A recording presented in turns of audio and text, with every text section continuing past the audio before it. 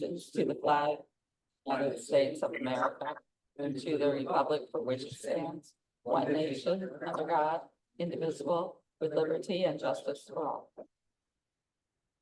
Greg is away, so I get to practice being president. So welcome this morning. Nate and Dan, do you want to come up and introduce our guests?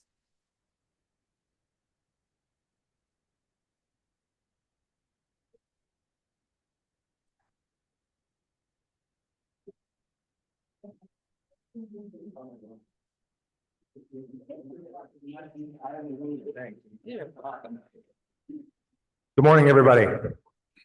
We have just two guests this morning. As I introduce you, if you could stand up and we'll recognize you. First, we have our speaker today with the York County Libraries, Mindy McDonald.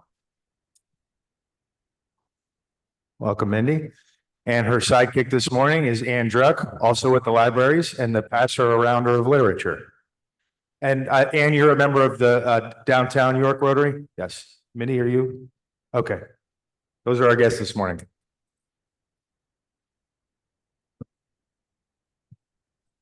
All right. Dan, who do you want to pick?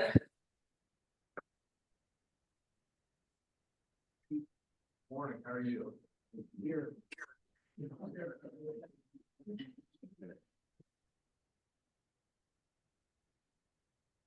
Last four numbers are 3570.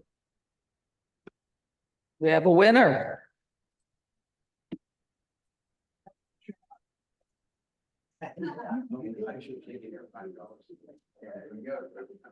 All right. Any happy dollars out there? Who's happy? All right, Chris. Greg does pretty good at this part, so come on, get happy. Okay. I'm happy because last week we had the pantry distribution, and it was really enjoyable to be there with some new folks. And it's funny when you're outside of the club, you find out different things about different people. And I come to realize that our Diana is fluent in Spanish, which is extremely helpful when it comes to the pantry. So she was out there just rattling things off, and I just watched and enjoyed. So happy dollars to everyone who helped out, and Diana. Thank you, Diana. Very nice. All right. Anybody else have a happy dollar? Cool. Okay. I had so many lovely.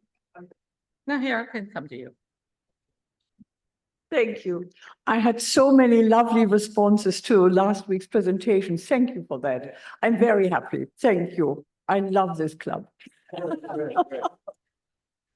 I join you in that sentiment, Friedel. So, all right. Anybody else? Okay, I think we're going to call up Nate to introduce our speakers.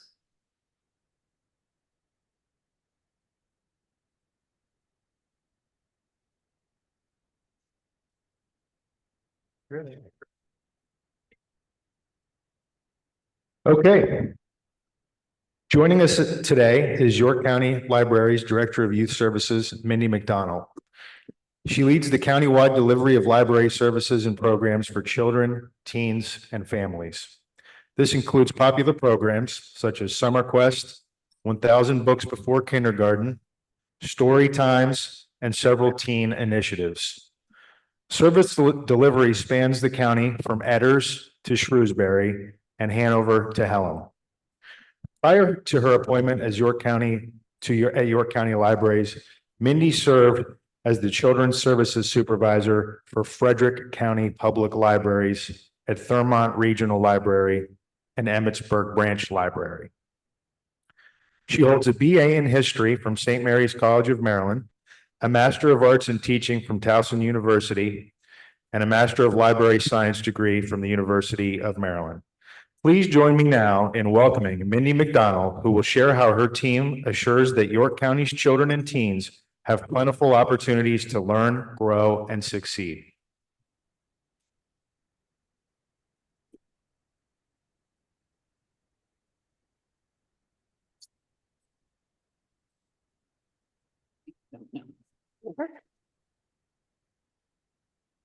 Can everybody hear me? Excellent, thank you.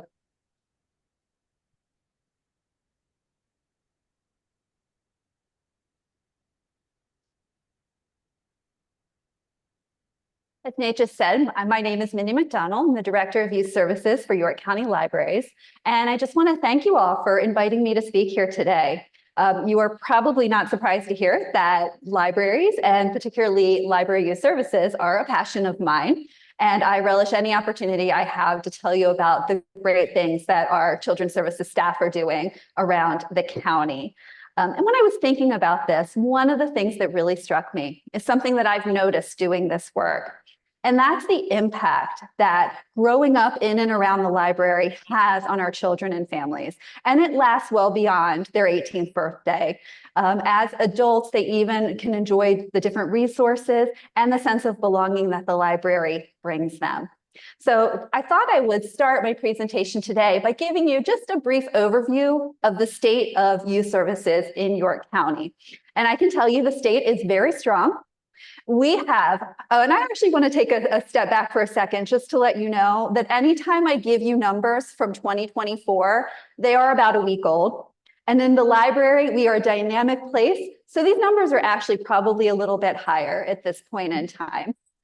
So when it comes to children and teens who are members of the library, we have about 55,000 card-holding children and teens around the library. Now, I did a little bit of quick math based on some census figures I saw, and that comes to almost half of the children and teens in the county who have a library card. And I'm happy to say that they're using those library cards as well, because as you see in the next number, youth items, we have checked out almost 400,000 youth items just in the first 7 months of 2024. Now, physical books are still the bulk of that number, but we have a lot of other options as well. So that might include audiobooks, DVDs, various kits, et cetera, et cetera. So we are very excited and very proud of that number. But they're not just coming to the library to check out books. They're also coming to attend the various programs that we're holding. And so far this year, we have had more than 2,200 programs at our 13 libraries.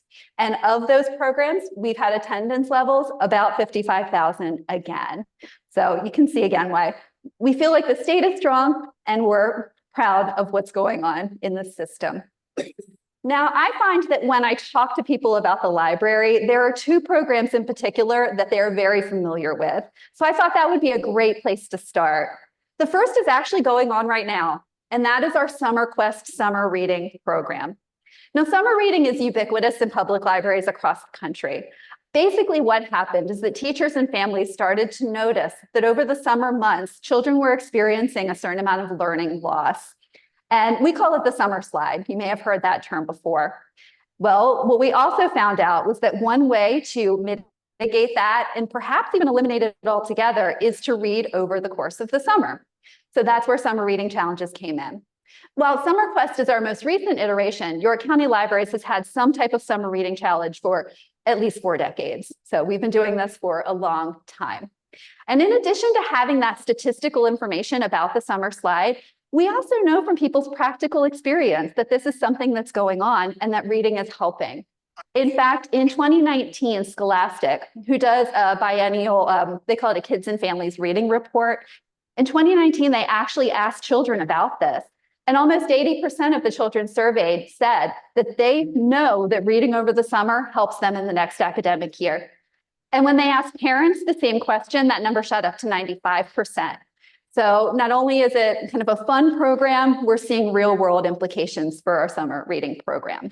And boy, are we reading. So far in 2024, our Summer Quest participants have read over 4,500,000 minutes. So I was going to say I did the math, but that would be a lie. Google did the math, and they tell me that is around 3,000 days worth of reading for the people of York County. So my personal opinion is if that was all that we did, I would feel very comfortable resting on my laurels, but that is not actually all that we do as Summer Quest. In addition to having this great opportunity to, kind of build your reading muscles and develop a daily reading habit, there's also a lot of great programs that are associated with Summer Quest. Most of these are taking place at our 13 area libraries. And they include everything from story time to live animal shows. This summer, we had local educator Nicole Osborne came and shared her radical reptiles at our libraries. And multiple libraries had well over 100 participants. People really, really were enjoying themselves. Fun things like escape rooms. Up at our Dillsburg Library, the teen volunteers actually plan an escape room for their youngest patrons. People had a blast. They were incredibly creative. We also have a wide variety of STEM programs that we have on offer, and really many, many more for children, teens, even some great programs for adults too. So just a heads up, the Summer Quest is ongoing until August 18th. If you haven't signed up, you do still have time. So, and finally, the last thing I want to mention about Summer Quest. This is actually one of those programs that people get so excited about that they will often show up to the library on the very first day to get their Go York booklet. This is a partnership we have with WellSpan where we invite people this year to go and choose an adventure by visiting up to 30 of our local parks and to do a designated hike at that park. Now, in 2023, we had 2,500 of our participants who completed at least one hike. And we had some people who actually completed all 30, which considering how hot it gets in the summer, I very much admire. This year, I think we're on track to even do a little bit better than that because it says up on my presentation in the first 2 weeks, but it was really in the first 12 days of Summer Quest. 1,500 people completed at least one hike. So as you can hopefully kind of see by this, that Summer Quest is a really multi-dimensional program, and it seems like it's much loved and enjoyed by people in the county. And we are very excited about the numbers we're seeing. Now, while Summer Quest is one of the most popular programs we present, it's probably not the one most people first think of when they think of youth services in the library. I think that is most likely story time. Story time, people often say, is our bread and butter, and that is absolutely true. One of our great commitments in youth services is to early childhood education, in particular early literacy, because again, that's one of those things that we see it practically, but we also see it in the data, can really set children up for success for the rest of their life. And that's both academic success, professional success, and honestly, too, there is sort of a recreational value to it as well. It is such a wonderful shift day. It's a great way to pass your time with reading. It can be calming. There's all kinds of amazing benefits to it. So in 2024, we have presented so far over 600 story times at our locations, and we've had attendance of over 17,000 people. What did these people get with story time? Of course, they learned a lot of wonderful literacy strategies. They got to hear some wonderful and great books, but there's also even more to our story times. In addition to early literacy, we are promoting executive functioning with children. For example, we support parents in their efforts to teach children those soft skills like listening, like waiting your turn, like following directions. We're also doing things like getting kids up and moving because we know how important that is, by promoting gross motor skills, by promoting fine motor skills. Really is. So much is wrapped up into that fun bundle that is story time. Now, because we know how important and the impact that story time can have, we're actually looking to expand this program a bit too. First expansion we have is where we are doing story time. You'll see in the picture that that's actually an outdoor story time that we've taken to Lair Park in Dover. So don't be surprised if you see us out in the community sharing story times. Maybe some of you had an opportunity to attend the York Fair last week. Well, if you went to the Story Barn, you may have seen some of our staff members sharing story time there. We've been invited to municipal buildings, community events. So we are really trying to get out in the public to make story time more accessible to the residents of York County. We're also thinking a little bit more about how we are presenting stories and opportunities for reading. And I wanted to share two of our new initiatives that we're working on regarding that. The first are story walks. If you have not had an opportunity to visit a story walk, just a brief explanation, it is essentially what it says on the tin. They are off on walking paths where you are able to walk, get out with your family, enjoy the outdoors and nature, and you follow a story post by post through the different pages. Now, we have story walks currently that we are supporting along with our partners at Springett's Berry Park and at Lair Park. We also have one that is under construction at Pinchot, up in the northern portion of the county. as well. The reception of the story walks has been fantastic. We had 15% of the people who visited had said they like it. 85% had said they really like them, which I love to see. And the other thing I'm very excited to see that the audience for the story walks are people from all over the county. It's not just limited to the people who live in the particular municipalities. So over the next few years, this is definitely one of the programs that we do want to increase, to just have many pop-up opportunities for people to enjoy a great book when they're visiting sites all over the county. The other thing I want to mention that's an area we're working on is sensory story time. Now, sensory story times are designed to be a bit more accessible for families that may need a little bit of extra support in order to get those benefits that story time kind of gives families who attend. Currently, we are working with our partners at Connections Early Intervention and Supports to present sensory story times. They take place now at our Dover location and at Martin down in New York City, but we are also hoping over the next few years to expand this program as well. So in addition to Storytime and Summer Quest, we have a wide variety of other wonderful programs that I wanted to share with you. And because I was thinking about this as how children grow up at the library, I'm just going to go chronologically through a few things that I'm not sure everybody necessarily knows about. The first thing I want to share with you is our Family Place workshops. Now, Family Place, and actually, you know what? I'm going to let them describe what they do themselves because they say it really well. So here's what Family Place libraries say about their own mission. They say the goal of Family Place libraries is to develop and institutionalize a family-friendly environment by transforming libraries into community centers for literacy, early childhood development, parent education and engagement, family support, and community information. Now, 4 of our libraries have been through the training and are part of the Family Place network. You'll see that they are Guthrie, Kreitz Creek, Martin, and Redland. So practically, what does Family Place look like? Well, each of those libraries does 5 workshop sessions where they invite families and children to come in and essentially to grow through play. But it's not just a play group. At those meetings, they actually invite local developmental experts to come in and share and interact and talk with the parents about topics parents are interested in learning a little bit more about. One of the librarians actually said that the way she explains this to parents is ask them to imagine if, you know, one day when you went to your pediatrician or you went to kind of another expert that you consult, and you just had the opportunity to take as much time as you wanted to ask them any question that you wanted. And that's something that Family Place allows families to do. So our 4 libraries, the staff there actually chooses those partnerships based on needs in the community and based on local experts. And everyone from, let me actually give you a little bit of a list of who they partner with. So Community Connections for Children works with several of the libraries. Kinder Music comes in and talks about the importance of music and music therapy. The York County Bureau of Health comes in and talks to them about topics ranging from, general health information to immunization to how to avoid lead poisoning. Dental hygienists and dentists come into some of the libraries. One of the libraries invites in a retired kindergarten teacher to talk to families about kindergarten readiness and how to be ready for that big transition. Early intervention of York and Adams counties, Safe Kids. The list actually does go on and on. I think you get the idea. But families very much seem to enjoy it. It gives them a very low stress opportunity to play with their children, to interact with other families and parents, and to really get those questions answered that they might not have another opportunity to have answered. Family Place is open for children 0 to 5 because at the library, we believe it is never too early to come interact with the library and to start the learning and growing that we're promising you.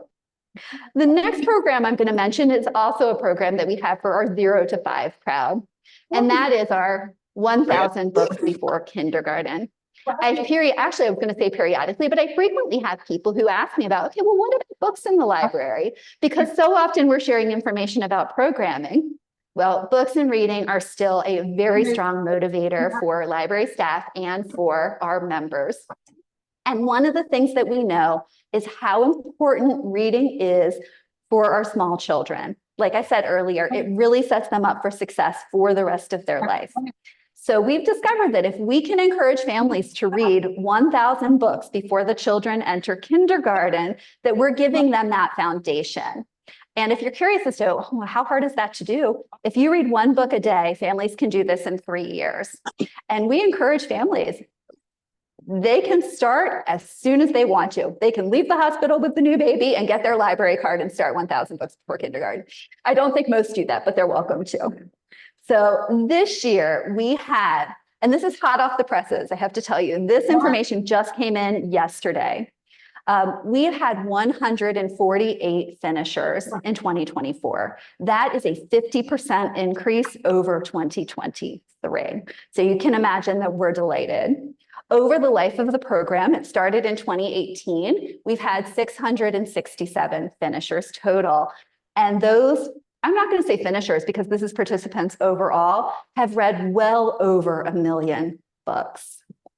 You periodically, if you follow our social media, might have an opportunity to see very excited families and children who have reached a milestone in 1,000 books with their sign explaining that they reached it. You can kind of see.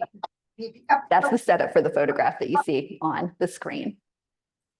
Now, we don't forget about our children once they get to elementary school. So I have one more program I'd like to share with you for our younger set.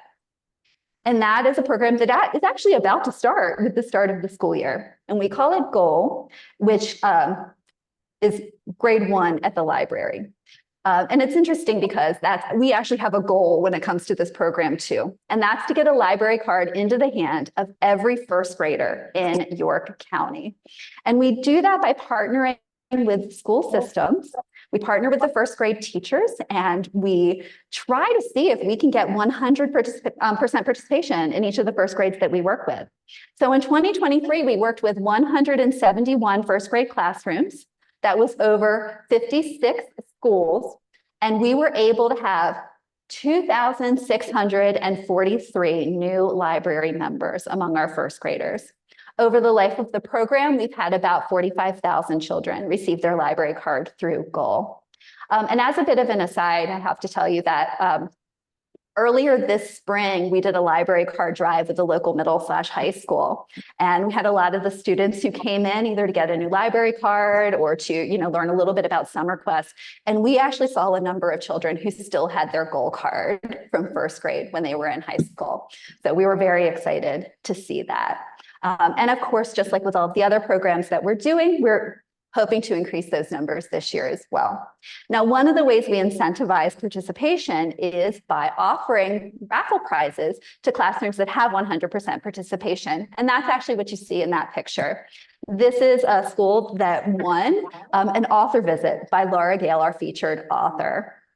And now all of the children also who get their library card and come visit the library or attend our celebration get one of our featured authors' books to take home. Because while we always want to encourage children to borrow library books, we also know how important it is that they have some of their own as well. Now, I talked a lot about the programs that we have for our youngest kids, but I would be remiss if I didn't spend a few minutes talking to you about our teens. Now, I'm going to admit that sometimes, depending on the situation of the library, it can be a little bit challenging to encourage teens to come into the library. They have so much on their plate, they aren't always able to drive themselves to the library, so it can be a bit of a challenge. But I can also say that for those teens who come into the library, it can truly become a place of belonging. It can be a place where you can get assistance with your schoolwork.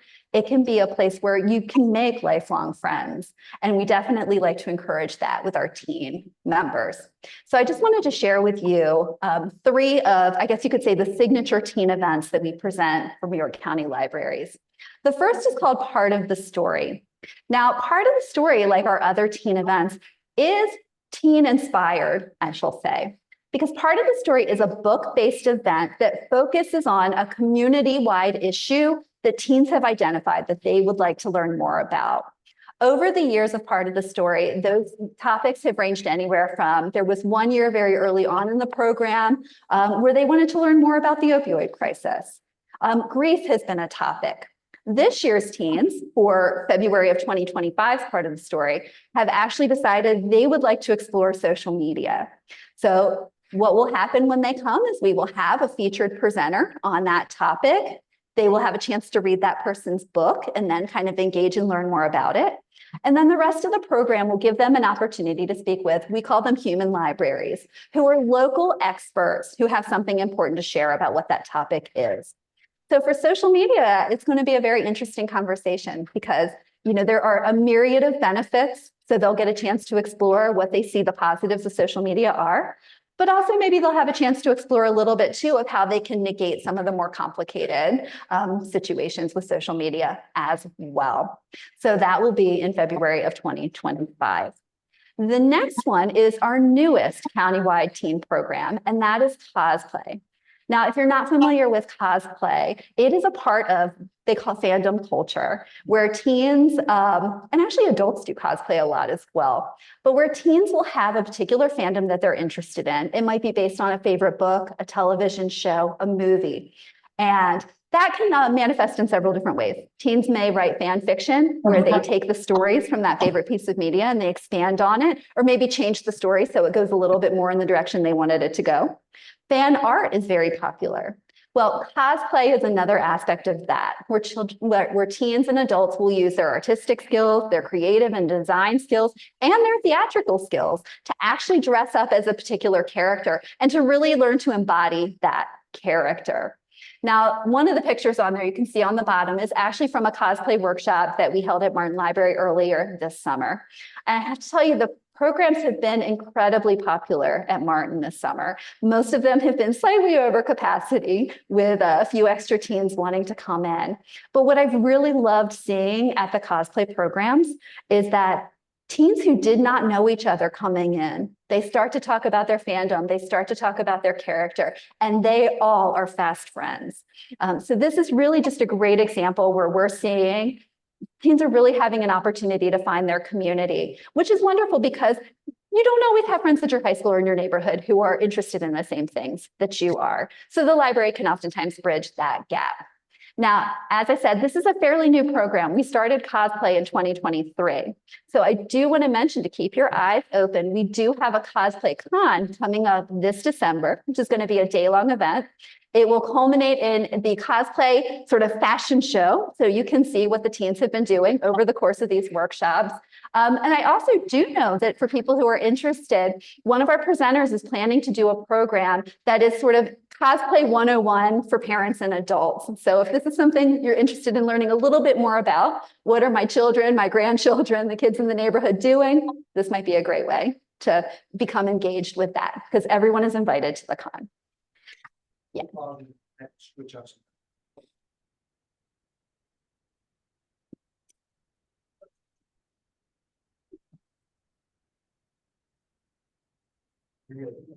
Okay.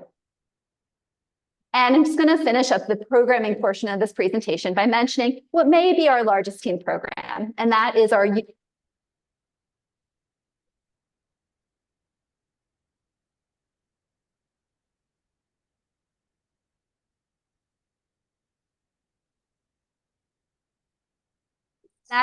Empowerment Summit. The 2024 Youth Empowerment Summit is coming up this October. The pictures that you see are from last year's summit. And essentially what the Youth Empowerment Summit does is it recognizes that our high school students in particular are at the point in life where they have, a lot of important decisions to make, where there is a lot of changes that are going to be happening in their life as they graduate. And Youth Empowerment Summit is hoping to support schools and families by providing students with the resources they need to feel like they're making decisions that are right for them, to help them be a bit more discerning about their futures. So each Youth Empowerment Summit, we have a keynote speaker who comes in and speaks to the group about a topic relevant to what I just mentioned. And then we also have workshops where the students get to choose something they're interested in learning about. The morning workshops typically have to do with things like college. So for example, we had college financial aid advisors come in and speak to them last year. We also had a representative from Traditions who came in and talked to them about budgeting. It's those adulting pieces that sometimes when we're in high school, we're not necessarily thinking as much about. We're giving them an opportunity to learn a little bit more. But we also realize that life isn't just school and your job. So the afternoon sessions are often a little bit more leisure or recreation based. So we had creative writing workshop last year. Many students enjoyed a yoga workshop. We had a representative from Parks and Rec who talked to the group about what are some outdoor recreational opportunities that you have in York County. And those are just examples. You'll see on the sheet that we had 13 different workshops. They were all facilitators from the community, and they were very, very well received. And so the reason I wanted to end here is because of this last statistic. I mentioned to you that I see it every day, but that's really sort of anecdotal evidence.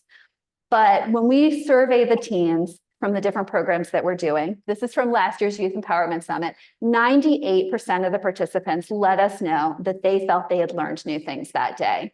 And that was really what it was all about.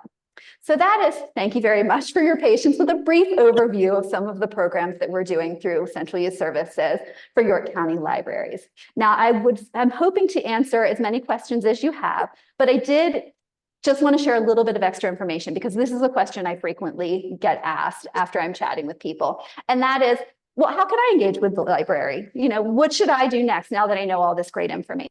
So I just pulled up.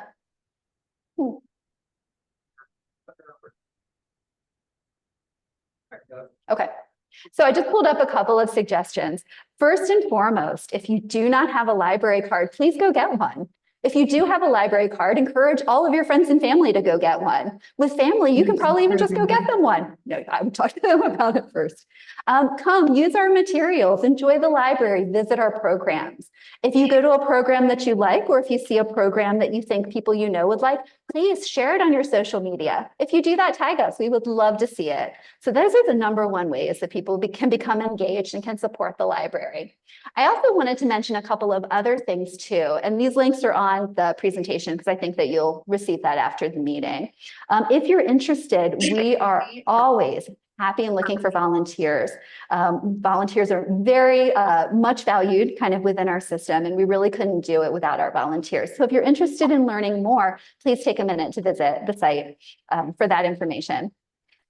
Also, too, I cannot speak highly enough about our Friends of the Library groups. I have worked in a public library that did not have a Friends group, and I've worked in libraries that did have a Friends group.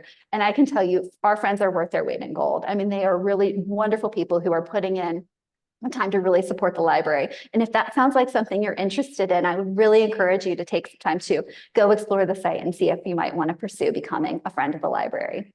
Now, those are just two specific examples, but also there's plenty of other things. We have meeting rooms at the library. If you're looking for a place to host a gathering of some sort, think of the library. Card drives, we're always happy to get out and do card drives. So many different options. So if you're interested in learning more about any of that, please feel free to see me. We also have Ann Drupp, who is our Community and Foundations Relations Manager here today too. And I've heard through the grapevine, if you're interested in touring any of our locations, Ann would be the woman to see. She'd be happy to arrange that. And last, our last request for you. We are planning a very exciting author event. It would be, right now, I believe the plan, and Ann can correct me if I'm wrong, a biannual event. And we would really like community input into what that event looks like. So we've included a QR code here that will provide you with access to a survey. And so if you have a minute, we would really appreciate hearing your thoughts and what you had to say. So again, thank you very much. If you have any questions for me, I would be happy to answer them. Yes. Do you have any cooperative projects with the York Literary Council? We don't currently have anything that's ongoing. We are always open to partner projects though. And I know that with Literacy Council and many other organizations, we have worked with them in the past, but at this moment, no. Yes. Do you have any other language books or books in any other language or only English? No, we do have books in other languages. So yeah, so definitely take a look at our catalog. You can actually filter your search so that you can find books that are in the variety of different languages that we have. We also too, that is a collection that I know we are always looking to expand upon as well. And sometimes it can be difficult to find as wide a selection to kind of purchase for the library. So I know that our selection, our technical services department is always open for suggestions for purchases as well. So, yes. York County Library System funding Did you say how was it funded? It's funded from a variety of different ways, and I am not the one to kind of get into the ins and outs of that for you. I can say we get funding from the county, we get funding from the state, and we also were supported by a variety of grants and foundations, et cetera. I apologize, I don't really have more specific information about that. This is why we bring Ann. I swear it's in the community benefits report. Thank you, Ann. Yes. We did my card like a year ago. Uh-huh. Thinking I'd try some online books. Yes. And I could explain how that works. I did find that Mhm. popular books, Mhm. there were maybe one or two licenses. You have to buy a license. Yes. And like 2 pages. What's my benefit? Can you explain how that works? Absolutely. So we use Libby by Overdrive as the system we use to provide ebooks and e-audiobooks too for our participants. I do know that with the materials that Anne brought, there are bookmarks that show you the information about the Libby app and how you access that. Yes, that's what it looks like.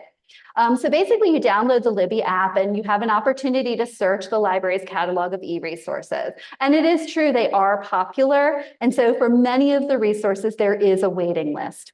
So there is an opportunity to put the item on hold, and then you will wait until it's your turn to get the item. If there's something that is a popular new release, they are often available to put on hold before we actually have purchased them. So that's something to look at too, to try and get yourself on the list as early as possible. I do say that the team does keep an eye on the lists, and they try where they can to supplement collections. But I don't know if you have heard much about this. There's been a lot in the news about ebooks and ebooks with libraries. Licenses for ebooks are actually a lot more expensive than it is to actually purchase the physical book. So that's one of the reasons that you'll see with a lot of new releases why we have more print versions of the book than we do have the new releases available in e-format. So it's one of those things that we're so grateful that we have this option, and a lot of our library users are taking advantage of it. But it is unfortunately a truism that for the most popular, newest books, most likely you are going to have a wait for them. But there is, I just want to mention this to you too. If you use Libby, there are filters for your search. And one of the filters that you can use is the available now. So you actually can search for books, put in available now, and it will only show you titles that are available for you to read right at this minute.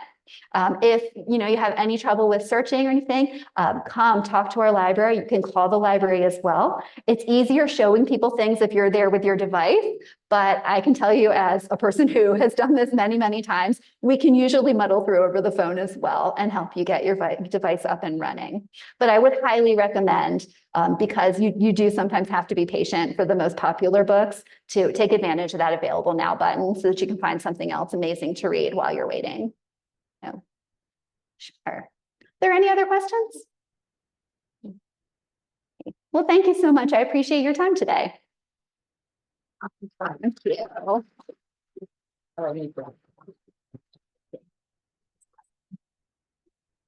Don't go too far. So we will, in honor of you being our speaker, we will donate a book to Logos Academy, who is in the process of building their own library. So thank you. That was a great presentation. So.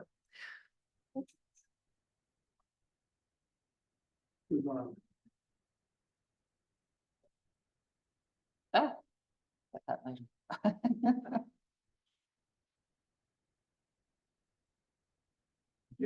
All right. All right. Do we have any announcements for the week? All right. Hearing none, I do want to congratulate those who have either a birthday this month or a Rotary Join anniversary. Very good. And we will see you next week. Thank you.